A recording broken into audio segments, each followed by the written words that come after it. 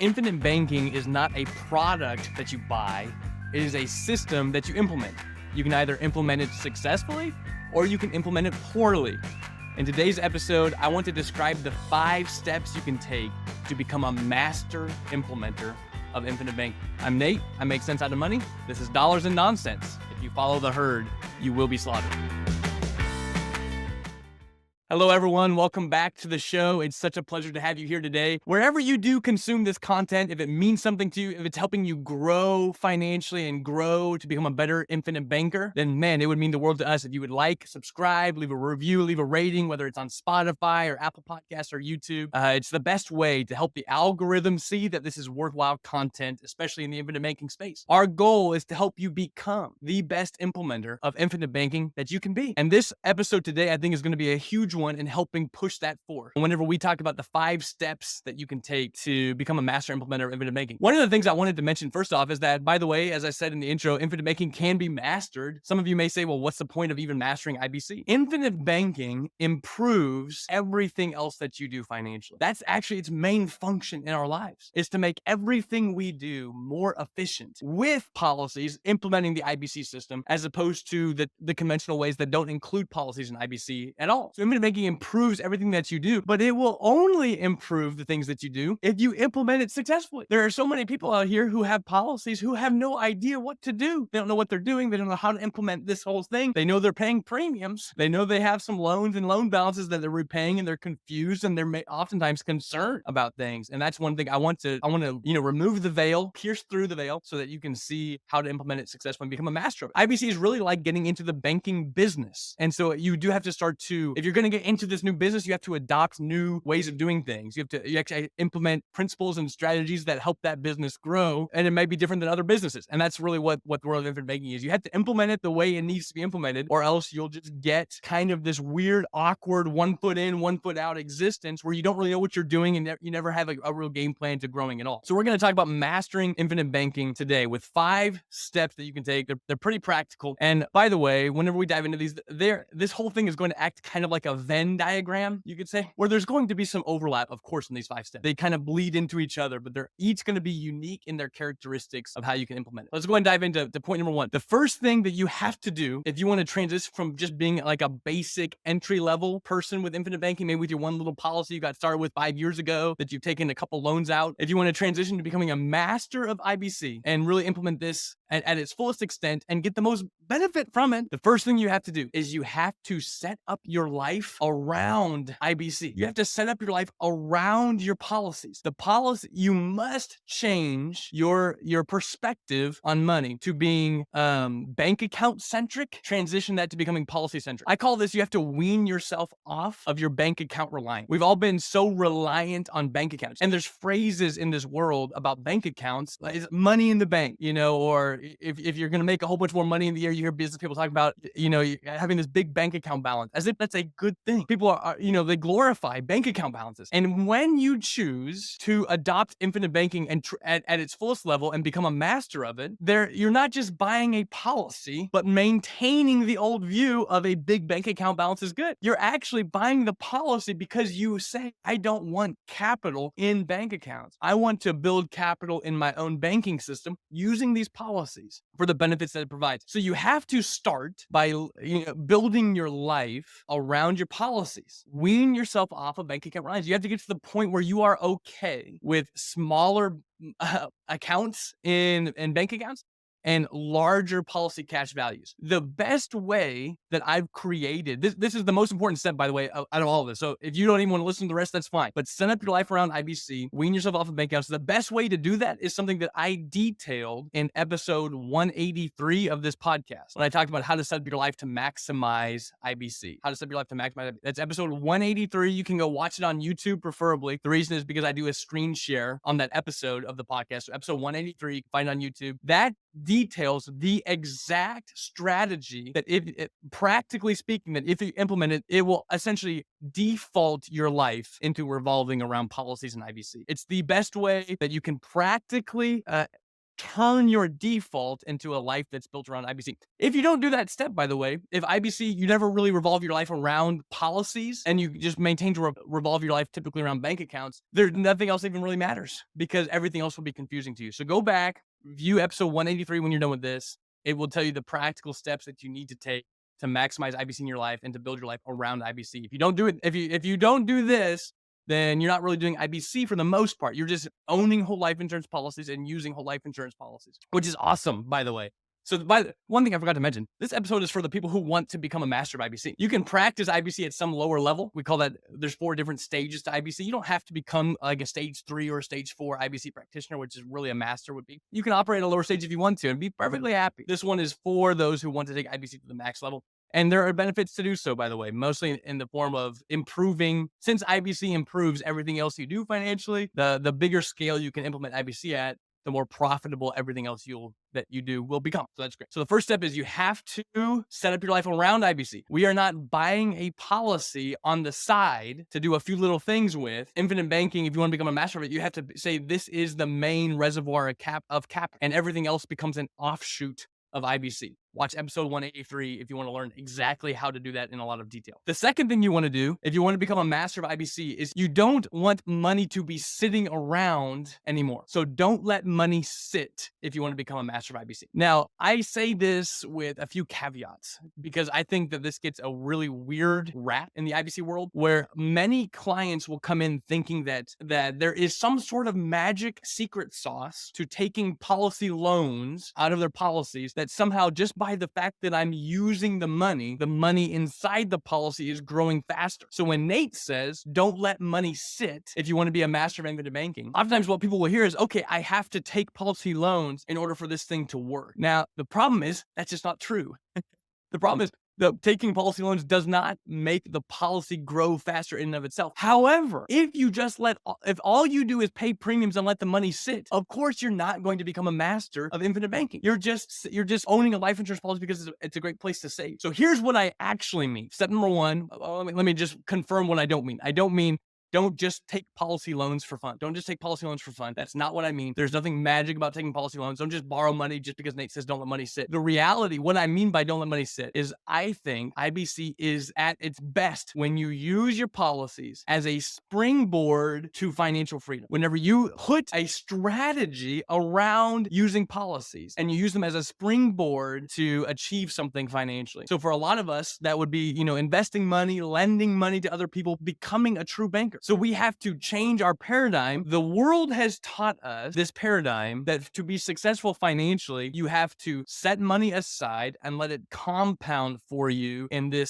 some sort of, retirement account, savings account. I mean, whatever it is, it's all about storage of money. And so whenever I say don't let money sit, I'm actually trying to fight back that paradigm that you're only successful based on the pile of money you've accumulated in some sort of investment account. What we are trying to accomplish when I say don't let money sit is use the policy, not just to let it sit as an asset, which it does a very good job doing, but to use it as a springboard to leverage the system to go build wealth in unique ways that you wouldn't typically accomplish without the system. I've said this many times before. Infinite banking acts as the gateway drug to open up new financial opportunities and financial freedom. It is the step 1 for so many people to go achieve bigger and better things in their life financially, mainly because this is at its forefront, because it starts to remove them from the saver mentality of just storing up money and transition them into more of an entrepreneurial investor mentality where we actually will put this money to use to go achieve things. So that's of course what the vast majority of what I do with my policies is invest. That's the vast majority of what I'm using these policies to do. I pay as much money as I possibly can into the policy premiums to boost cash values as big as possible, praise God. And from the policy, I will then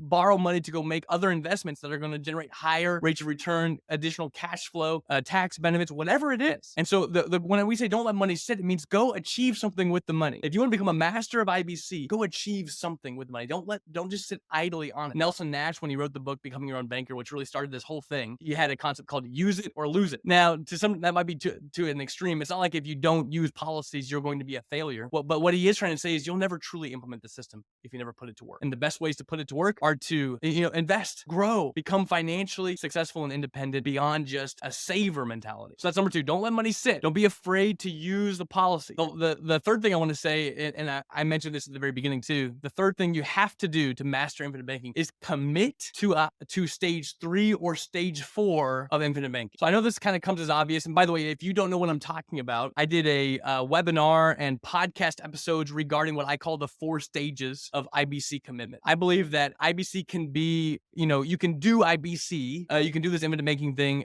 in 4 different stages, each with their own unique characteristics. Stage 1, 2, 3, and 4. Stage 1 I call the saver stage. Stage 2 is the capital builder stage. Stage 3 is the entrepreneur stage. And stage 4 is the lifestyle stage. And so if you have, just like I just mentioned, to watch episode 183 for point number 1, and this one I'm going to ask you to watch something else as well. I'm going to ask you to go watch episode 202 for a deep dive into the 4 stages of IBC commitment. Once again, I do a screen share on that one. You might like the YouTube edition of that. So episode 202 is the 4 stages of IBC commitment. Once again, those 2 episodes, episode 183, episode 202, if you watch both of those, you will be a master of IBC, by the way. If you implement the concepts I discussed in episode 183 and 202, you'll become a master. There's no way around it. It's the most in-depth conversation on IBC that we can do. So whenever I say you have to commit to stage 3 or 4, what this really means is that in stage 3 or 4, the vast majority of your financial capacity is flowing into policies before it's being used. If you cannot become a master IBCer in stage 1 at a low level commitment. And so the idea is this: if I was to make, $200,000 a year and I'm saving 50,000 of it in what I call free cash flow. So in other words, I've got to pay taxes on my income. I may give some to charity.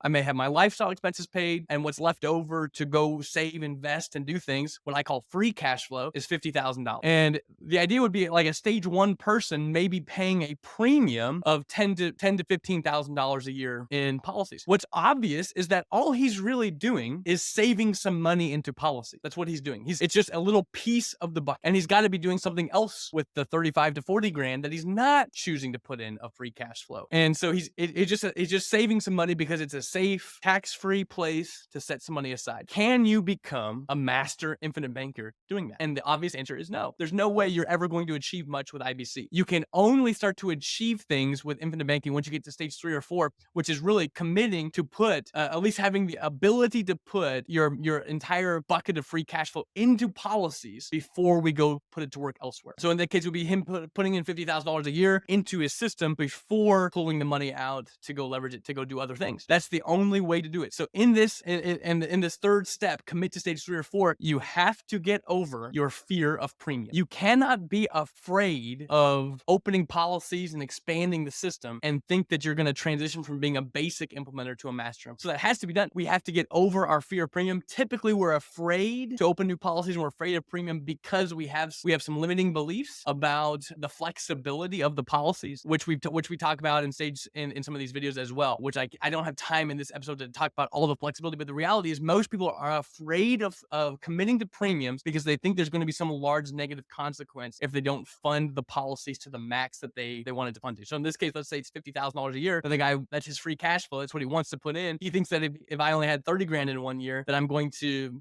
the policy is going to disappear. All the money I put into it's gone, and and the whole thing's over, and I lost all my money. Now, whenever I put it like that, there may be some people who actually think that what I just said was true, but I actually said that facetiously. I said that was a joke, because for most of us who have been involved with IBC, we know that's actually not how it works. That's not how it works. You don't, there's not some sort of huge negative consequence for not funding. We've talked about it many different times on many different podcast episodes, the reality of the flexibility of the premium. We've done podcasts that are just about that, about how every policy that started essentially has a max contribution that you can put in and a minimum contribution that can be put in. And you fill up this gap or this window between the max and the minimum contributions by contributing to this thing called the paid up additions rider. So in other words, there's always going to be a ton of flexibility. Just because you want to build a policy that can fit 50 grand, I mean, you have to put 50 grand in. You probably put in something like 15,000 or something like that at the minimum level, maybe even lower. So the reality is you will never achieve much in infinite banking if you see your premium as a liability or a payment that is money that's leaving your economy and that you have to keep at a really low level just to be safe and secure. The reality is, and we've beat this horse dead many times in this show, you will never excel in infinite banking if you are afraid of premium, afraid of putting capital into policies, and you want to keep the capital going into policies at its lowest level. Never going to work. So commit to stage. Are you tired of feeling like everyone has their hand in your pocket? At Living Wealth, we believe in challenging the status quo. After all, most of those conventional tools only seem to make someone else rich. Let us show you how to take back control by banking on yourself. Visit livingwealth.com/escape the bank. You'll receive instant access to what we call the beginner's course. This free, in-depth, easy to follow course teaches people how to create and profit from infinite banking. We not only discuss the philosophy and principles behind infinite banking, but also offer real life examples to demonstrate how it works. Even folks experienced with infinite banking often tell us they learned a ton too. So, it's worthwhile regardless of your experience level. Stop letting banks and Wall Street dictate your financial future. Again, that's livingwealth.com/escape the bank to gain access to the free course today. Now back to Nate and Holly. Listener, one last thing before you go. Start your journey towards financial security and wealth today. Visit livingwealth.com/escape the bank. Upon completing this course, you'll have all the information that you'll need to see if infinite banking is right for you. Again, go to livingwealth.com/escape the bank. Never going to work. So commit to stage 3 or 4, the entrepreneur stage or the lifestyle stage. To understand what I'm talking about with the stages, go watch the 4 stages of IBC commitment webinar that I did, or just go to episode 202 of this podcast, and you'll learn all about it. It's one of the most powerful topics you can learn about in the infinite banking world. The fourth thing that you can do to become a master of IBC is take advantage of tax deductions for the interest that you pay back on policy loans. Now, I am not a tax advisor. I'm not an accountant. Please do not take my word for any sort of tax advice. I'm not giving you any tax advice. However, from accountants that we've talked to in the past, and what we've been doing ourselves is we've come to the understanding that whenever I take a policy loan out and I take it out to make an investment or to finance something in my business, that I can deduct the policy loan interest just as if I had borrowed it from a bank. So the interest I pay back to the insurance company can be a tax deduction for me when I use it for business or investment purpose. Now, the interest you pay on policy loans are not tax deductible in general, right? Just like a car loan is not tax deductible in general. Generally speaking, if I borrowed money to purchase a vehicle, I do not get to deduct the loan interest on the car loan. However, if my business borrows money to own a company vehicle, the interest that the business pays to the bank for the car loan, it is a deduction. And that same thing kind of applies here. If the business borrows money against the policy to purchase a vehicle, it could also write off the interest that is paid. Same thing goes for investments. If I was to go borrow money to purchase an investment, the interest I pay on the loan is deductible against the profit that the investment produces, right? The same thing would be the case if I borrowed money from policies, from the insurance company with my policy as collateral to go purchase an investment. That should be a deduction to me, the interest I pay. So to become a real master, you have to take advantage of these interest deductions that you can create. First off, get your accountant on board. Get your accountant on board. If you're a client with us, we actually hired a CPA to write an opinion letter years ago on the tax deductibility of policy loan interest for business or investment purpose. And we're happy to send that opinion letter out to our clients that they can share with your accountant so that your accountant can understand where we're coming from. Because normally this is not something that's just talked about all the time. By the way, borrowing money from life insurance policies is generally the interest is not a tax deduction. So your accountant will say, you can't deduct the policy loan interest. But in the world of finance, in the world of tax deductibility, the purpose of the loan is what ends up determining whether or not something is deductible or not, what I've already brought up. So let us know if you want to do it. But it's hard to take advantage of and become a master of IBC if you're not going to take advantage of everything that's available to you. So you might as well get into the habit of taking advantage of interest deductions when it's appropriate, especially if your accountant gives you the green light and is on board. If they're not, you either find a new accountant or just be okay without taking advantage of it. That's perfectly fine. But go ahead and take advantage of every benefit that you possibly can from the system. That would include tax deductions for interest. If it's done correctly, documented correctly, follow the rules to document the interest. And if it's for business or investment purpose only, it should be deductible, according to the tax people we've talked to. The fifth and the last one is don't be afraid of strategic loan balances. Don't be afraid of strategic loan balances. I've talked about strategic loan balances on this podcast before. You can go back into the archive and see more detail of what I mean by this. In fact, actually, I think the episode that just launched, I think it was episode 217.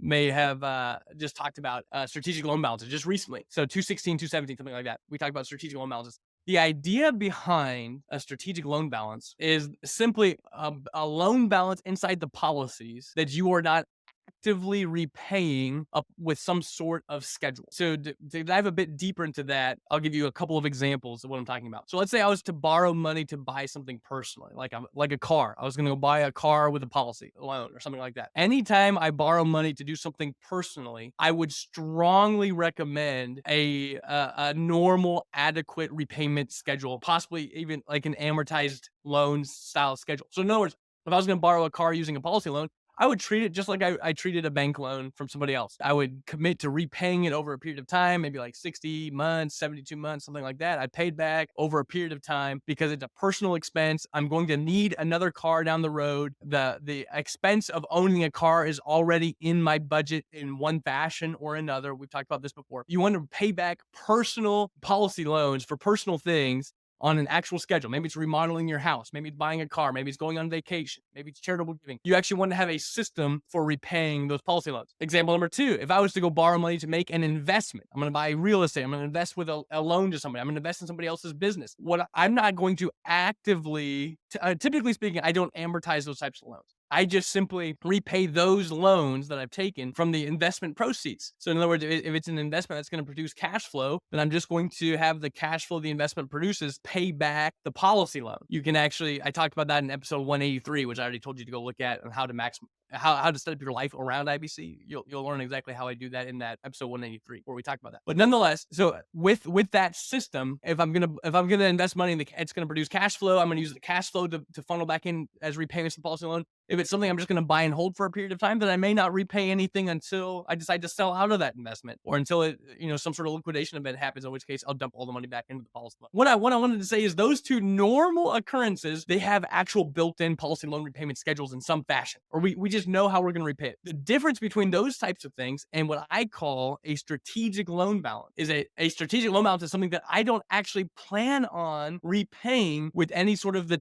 typical patterns of repayment that we're used to. So the reason why this is kind of a master advanced style concept is because essentially, if you have a strategic loan balance, you dramatically increase the flexibility of contributions to your system. So in other words, what this means is, for most of us, we have personal loans that we're paying back on a schedule. We maybe have borrowed some money to make some investments, and the loans we took are being paid back from the proceeds of the investment. And then we have our premium that we're paying, and the premium is limited based on the idea of this MEC limit that I have on my policies. So if you take all of these things into account, there's only so much money that I can contribute into that system at any given moment in time. I'm limited to what my MEC limits across all my policies, the repayment schedule I have from policy loans for personal things, the repayment schedule that's occurring through investment proceeds. What if I receive additional funds from some outside source, whether it's some sort of windfall, maybe assets that I owned prior to doing IBC that I didn't fund from IBC that are selling and liquidating at some point. Perhaps I sold a business. Perhaps I